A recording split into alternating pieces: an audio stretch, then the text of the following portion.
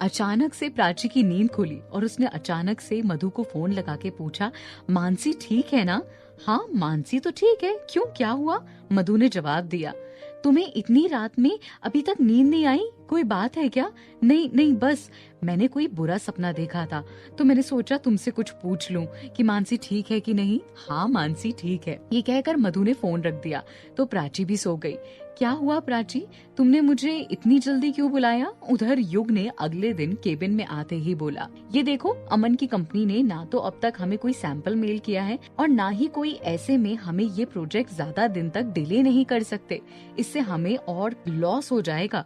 मैं तो उन लोगों से बात नहीं कर सकती क्योंकि वो सीधे मुंह बात नहीं करते। ऐसे में या तो तुम खुद उनसे बात करो या फिर रूबल चौधरी से उनकी बात करवाओ। ठीक है प्राची, मैं खुद बात करता हूँ। ये कहकर युग प्राची के केबिन से बाहर चला गया और अमन को फोन करते हुए बोला, हेलो अमन, युग बोल रहा हूँ। हाँ युग बोलो। हमने तुम्हें जो काम दिया था उसके लिए ना तो तुम्हारी कंपनी ने अभी तक कोई सैंपल मेल किया है और ना ही किसी मैसेज का कोई रिप्लाई किया है अब तक। हाँ सॉरी, वो मैं अभी लौटा हूँ ना, तो ऐसे में सारी चीजें पेंडिंग चल रही हैं। मैं जल्द से जल्द सैंपल मेल करता हूँ आपको। ओके ठीक है। ये कहकर युग फोन काटने ही वाला था, इतने में अमन युग से बोला, जब तुमने फोन किया है तो सुनो, 20 तारीख को मेरी और आयशा की शादी है तो तुम्हें और प्राची दोनों को आना है। बाकी सबको मैं खुद फोन कर करके कह दूंगा। ये कहकर अमन ने युग का जवाब सुने बिना ही फोन काट दिया। अमन का फोन कटने के बाद युग प्राची के पास गया और बोला, मैंने उन लोगों से बोल दिया है, वो हमें जल्द से जल्द सैंपल मेल कर देंगे। हाँ ये सब तो ठीक है, और कुछ कहा क्या उसने? वो प्राची की बात युग घबराते घबराते बोलने लगा तो प्राची युग को देखते हुए बोली, हाँ बोलो, क्या हुआ, क्या बात है? वो अमन ने मुझे और तुम्हें उसकी शादी में इनवाइट किया है 20 तारीख को एज अ कपल। युग की बात सुनकर प्राची अपने सर पर हाथ रखकर बैठ गई और कुछ सोचते हुए बोली, अमन को तो यही लगता है कि मैं और तुम रिलेशनशिप में हैं। पहले उसे लगता था कि मैं आरव के साथ रिलेशनशिप में हूँ और अब उसे लगता है कि मैं तुम्हारे साथ हूँ। मतलब कितनी गलतफहमियां ये लड़का पाले हुआ है। मैं इसे कैसे समझाऊं, मैं तो थक गई हूँ। खैर तुम शादी में चले जाना, पर मैं नहीं जाऊंगी। नहीं प्राची, तुम नहीं जाओगी तो मैं भी नहीं जाऊंगा, और तुम मुझे फोर्स भी मत करना। ये कहकर युग उसके केबिन से बाहर चला गया तो प्राची वहीं बैठे बैठे सोचने लगी, कैसी किस्मत है ना, ये कितने अजीबो गरीब खेले जा रही है। जिस इंसान के लिए वो अब तक जी रही थी, जिसके साथ वो जीने के हजारों सपने सजा रही थी, जिसके लिए वो इस दुनिया से लड़ने के लिए तैयार थी, वो उसी इंसान की शादी में कैसे जाए? कैसे वो अपनी सबसे प्यारी चीज किसी और के हाथों में सौंप दे?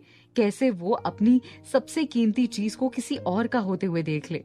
उसे बहुत तकलीफ होगी, उसकी रूह कांपेगी जब वो अपनी आंखों के सामने अमन को किसी और का होते हुए देखेगी।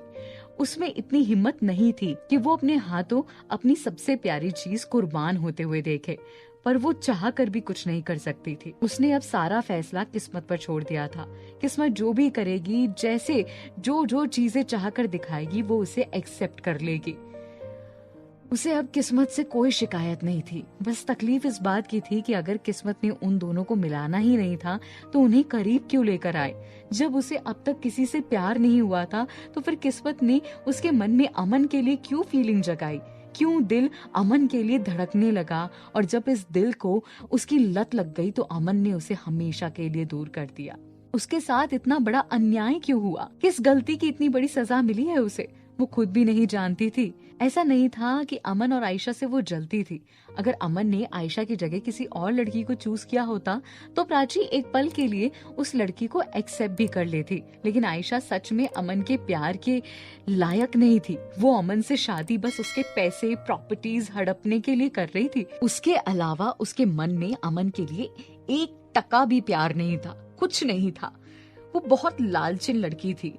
वो जानती थी कि यार कि शायद अब अमन उसके हाथ से निकल गया है। वो जानती थी कि अमन उसे हमेशा हमेशा के लिए दूर होने वाला है, लेकिन वो करती भी तो क्या? उसने अमन को समझाने की बहुत कोशिश की थी, पर वो भी जब ना अमन की बात सुनने को तैयार हो तब तो कोई फायदा हो। अमन तो किसी की बात सुनने को तैयार ही नहीं था। वो तो आयशा के प्यार में ऐसे पागल था जैसे पता नहीं आयशा कोई नूर की परी हो। आयशा के प्यार में वो पूरी तरह बदल चुका था। वो खुद भी सच और झूठ, अच्छाई और बुराई में फर्क करना भूल गया था। उसे खुद भी नहीं पता था कि वो जो करता है वो सही है या गलत। वो बस इतना जानता था कि मुझे जीना है तो आयशा के साथ मरना भी है। तो आयशा के साथ कुछ पागल सा हो गया था वो। अब कोई नहीं बचा सकता था उसे। वो अब समझता नहीं था किसी की बात। अब धीरे धीरे शादी जो थी वो बहुत करीब आ रही थी।